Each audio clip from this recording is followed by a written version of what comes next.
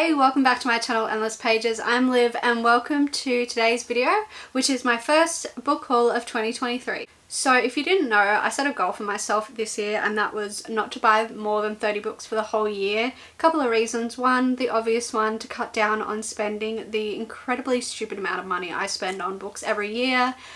Two, I have no room left on my shelf, / I want to read the books that I already have on my physical TBR. I almost have 200 unread books on my TBR already, maybe a little bit less now that the year started, and I've read some, but I have no room for new books, let alone room for the books that I already have. So let's not overwhelm myself even more with an even bigger physical TBR.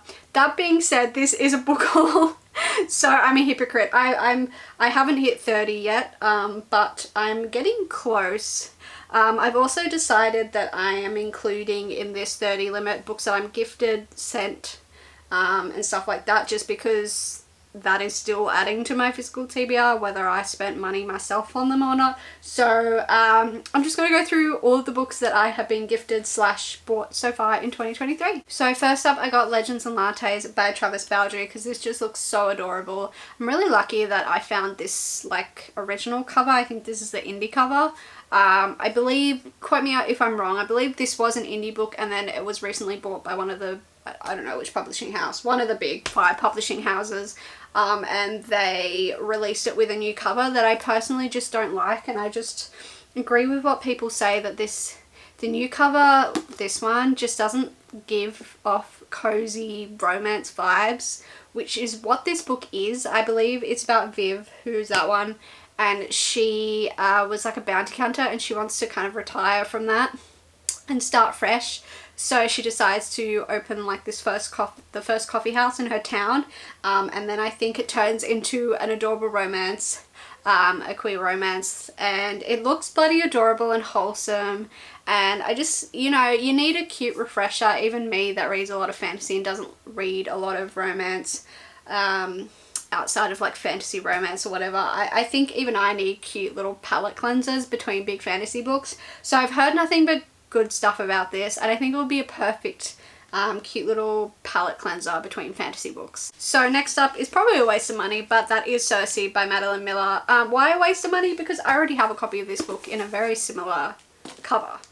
Kind of like slightly different, but like pretty much almost the same cover, right? But the justification is one that this is one of my favorite books. And look, it's got a gorgeous map, right? And then look at this, look at this, look at this. How pretty! A lot of time in Australia, like, you just open it up and it has like the blank if it's hardback, but that's gorgeous. That's so pretty. That's my justification, is a really pretty really pretty print. Anyway, this is one of my favorite books. This is about like a Greek mythology retelling about Cersei, who is the daughter of this titan who's like son of god of the sun, I should say, and everyone in his court is beautiful and powerful titans, and Cersei, his daughter, is not really like that. She's, you know, pretty much shit on. And because of her upbringing, she kind of ends up discovering she has the power of witchcraft, and casts a spell, and then the god Zeus banishes her for it to go live alone in exile on this island. And the book is basically about the different visitors and the different types of men that come to her island. It's very feminist, very beautiful. I absolutely love this book, and I'm so happy I have this edition. It can sit and match with, which I can't reach right now, my hardback copy special edition of the Song of Achilles I've got. So I've got them sitting together, which it makes me really happy. So waste of money, probably, but it does make me feel good, so that's the most important thing. Next up, I got the streaming Scarecase. This is the first book in the Lockwood & Co series by Jonathan Stroud. Is that how you say his name? Yeah. Okay, so context. I watched the Netflix adaptation that came out a couple of months ago. If you're watching this video, you probably already have heard the show blew up in the book community, obviously. And you know when you're just watching a show and you're just like, I feel like this show was made for me. It's literally perfect, so good. I fell in love with the show, fell in love with the characters, got caught up in the hype, and I was like, this is amazing, so good. And the show ended on such a big cliffhanger that I was like, oh my god, I'm gonna have to wait so long to find out. What if they don't renew it? I was like, surely they'll renew it. Like, it's gone so viral. I'm pretty sure it was #1 show for a while on Netflix.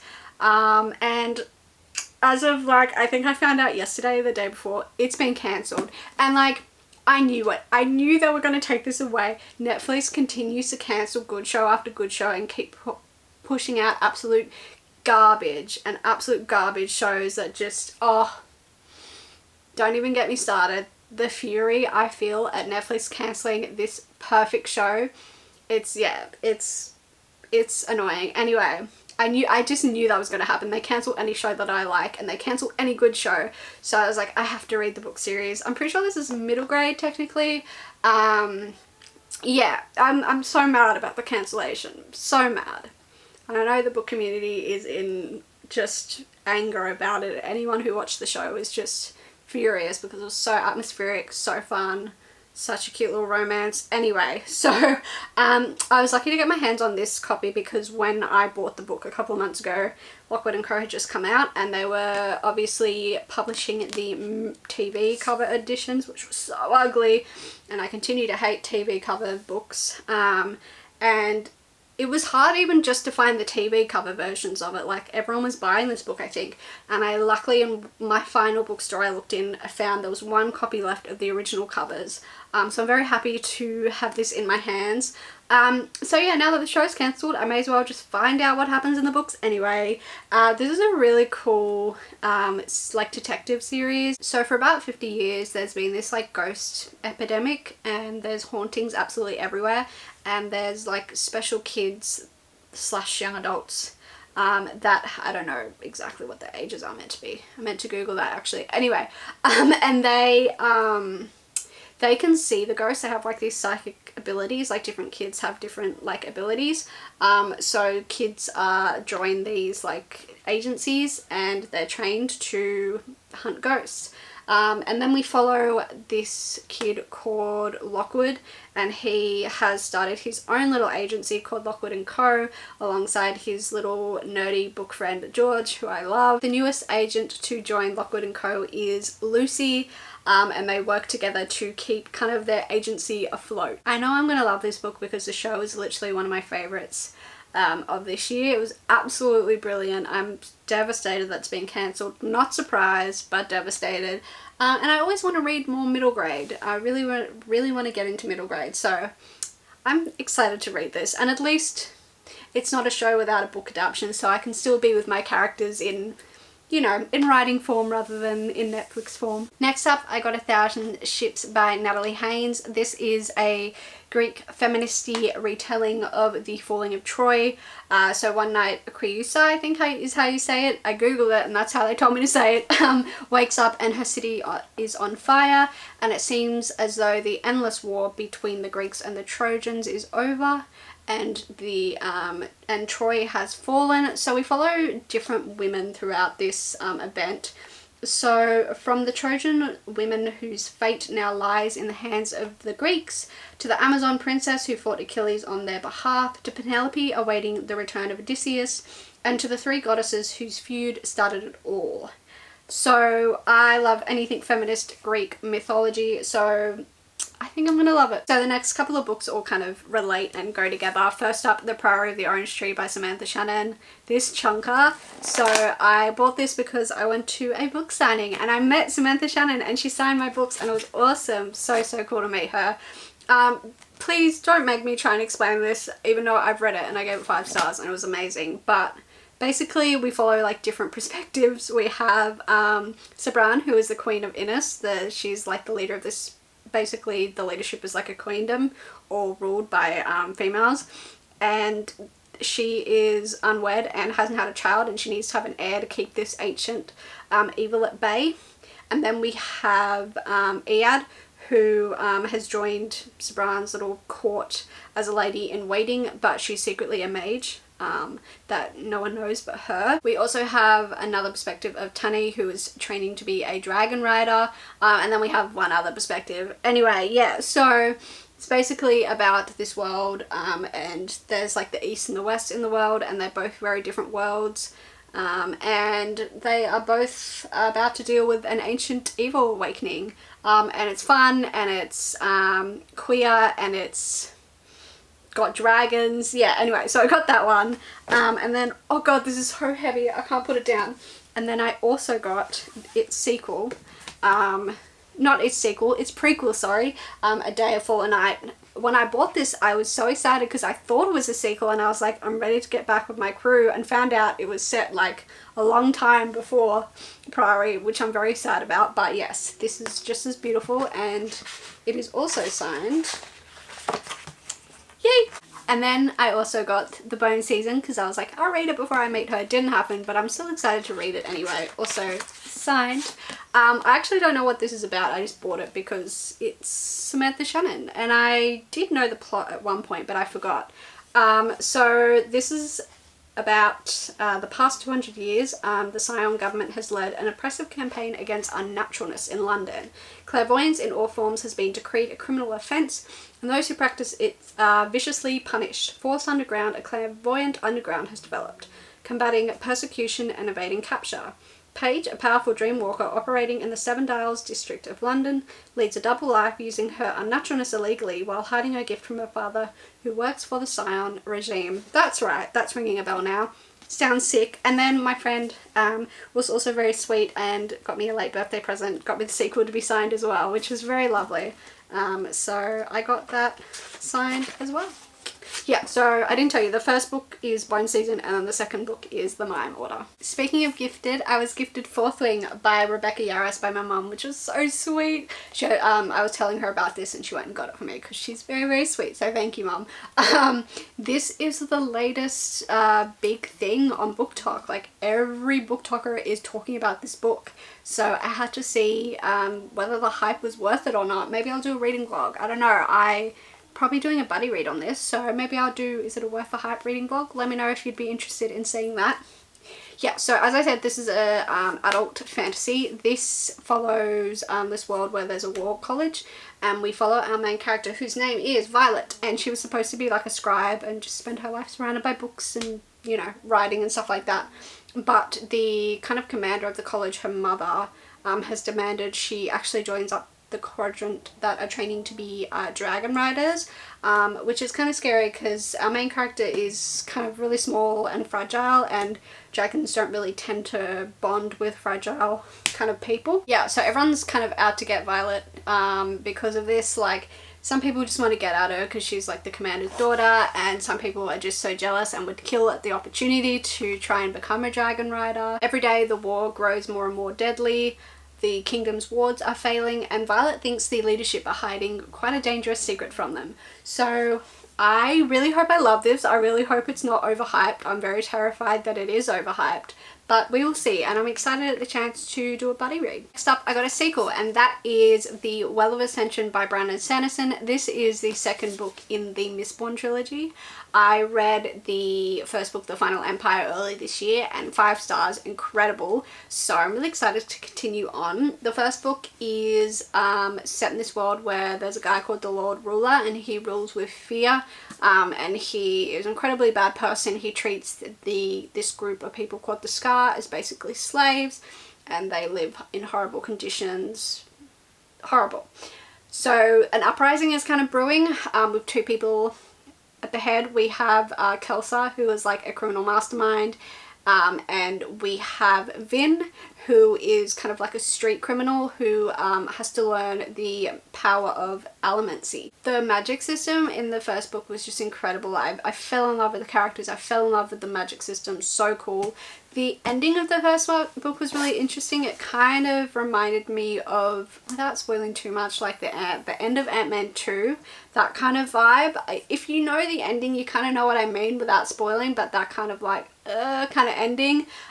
So I'm really excited to see the consequences for the actions of the first book, and a very interesting ending of the first book. So I'm excited to see where they go and what happens, and am I going to get my heart broken? Probably, but I'm excited. Next up, I got The Hobbit by J.R.R. Tolkien, which is a prequel to this book that I also got, the first book in the Lord of the Rings trilogy, The Fellowship of the Ring. I read The Hobbit earlier this year and absolutely fell in love with it. Cute little middle grade, wholesome adventure. And I'm very now excited and ready to jump into the Lord of the Rings, which is a more adult, a little bit darker, I think, series. I fell in love with the world of The Hobbit and it was so fun, so wholesome. I had a big grin on my face the whole time I read it, and I'm so excited to jump into The Lord of the Rings. I'm so ashamed to call myself a nerd and a book reader who has never read this, but I was a little bit afraid and intimidated, but The Hobbit has got me more than ready to jump into this world. Next up, I got The Boy from the Mish by Gary Lonsborough. I was lucky enough to get this for free, which is really cool. Last month, this Aussie brand in the city did a queer bookshop, which was so cool. And you could go in and all you have to do is just like sign up to their mailing list and you got a free Australian queer book. So this is the one that I picked. A lot of them were like autobiographies, which I don't typically read. So I was excited to see some fiction in there. This is a young adult Indigenous Australian queer kind of romance story. We follow a 17-year-old boy who has family visiting for Christmas, and they bring along this other boy who he forms a relationship with, and that relationship kind of starts to evolve, and our main character just kind of starts to explore his identity. I think I saw Meredith from Reading with Merb read this book and really loves it, so that gives me high hopes for this book, and I believe as well it's getting an adaptation as well, which is really cool. Next up, I got The Five Crowns of Ockrith, which is the first book in the High Mountain Court series by A.K. Mulford. This is another book that has gone viral on BookTok, and to justify buying it, I got it cheap at Big W, so it's fine. And I have read it and loved it. Review would be in this video here, actually, it's already out. So go there if you want to see my thoughts about this book. This is a fantasy romance compared to ACOTAR kind of vibes, which in one particular scene I can see the comparisons, but only one in that one scene. This follows Remy, who's like, what, 17? No, 19, not 17. I don't know where I got 17 from. She is a red witch, and ages ago this ruler of the Northern Court slaughtered most of her people, and she's kind of been living in hiding ever since. And then the Northern Court kind of turns its gaze to the Eastern Court, and the prince of that court wants to work with Remy because she is kind of his last hope at saving his kingdom. And yeah, it's fantasy romance, it's really cute relationship, and I had a really fun time with this. The final book is Spice Road by Maya Ibrahim. I forgot to take the sticker off, but the sticker does remind me, actually, I'm very sad because there was a book launch of this book at a bookstore that I could have totally gone to and I didn't know was happening, so I'm very sad. But I went to that bookstore a couple of days after the book event to see, well, maybe they still have signed copies, and they did, obviously, as you could tell by the sticker on the front. So I did get this book signed, which was very cool. Also, they gave me like the artworks that they were giving out at the event, which is so cool. So these sick art cards I got as well. So this one, ooh, if it's going to focus, this one, and then I got this one. These are all so cool, and then this one as well. They're like black and grey and gold. They're really cool. And then I also got the bookmarks, the 3 different bookmarks as well. So I was so lucky and so happy that I still went to the event, went to the bookstore after the event, because I got all this stuff. I had all this leftover stuff, which was really cool. Anyway, I don't know the plot of this book. I don't remember it because it was a while ago I bought this, so I'm just going to read it to you. Apologies. So, whoever controls the spice controls the kingdom itself. In the hidden city of Qualia, a secret spice magic awakens the affinities of those who drink the tea. With her affinity for iron, 17-year-old Amani can wield the dagger like no other, and for that she has gained a reputation as the next greatest shield, battling jinn, ghouls and other monsters spreading across the sands. Ever since her brother was discovered stealing their nation's coveted spice, a telltale sign of magical obsession, and has disappeared into the deadly forbidden wastes, her reputation has been in tatters. Despite Aethera's betrayal, there is no day that goes by that she doesn't grieve him. Then she discovers her brother might be alive and spreading their nation's magic to outsiders. Desperate to find him and to protect him, she joins the mission sent down to hunt him. Accompanied by Taha, a powerful beat seer, who enthralls and enrages her in equal measure. She soon discovers that many secrets lie beyond the forbidden wastes and in her own heart. Caught between her duty to her nation and her love for her brother, she must decide where her loyalties lie before it is too late. How amazing does that sound? I have not heard a lot of people talk about this book, and I'm really excited to read it because it sounds just absolutely fun. So those are the 15 books that I bought / been given in 2023 so far, and that means I am officially halfway through my allotted number of books to buy this year, and it is May. So getting a little nervous about my ability to spread out my spending. Let me know in the comments, have you read any of the books that I've read? Which one should I prioritize? Which ones sound interesting to you? I also have another favour to ask. In the comments, I am collecting prompts, reading prompts. I know this is really random, but I just thought this was the best place to put it. I've been collecting them on social media, so thank you so much to everyone who has always already provided great suggestions. Just, yeah, reading prompts, because I want to do a video where I read books based off your prompts. So, for example, read a book with a red cover, just something like that, that would be really helpful if you could pop those in the comments as well. Thank you so much for watching. As always, all my social media links are in the description below. Give this video a like if you enjoyed my haul, and subscribe if you'd like to see more from me. I would very much appreciate it. And I will see you in whatever the hell I post next. Bye!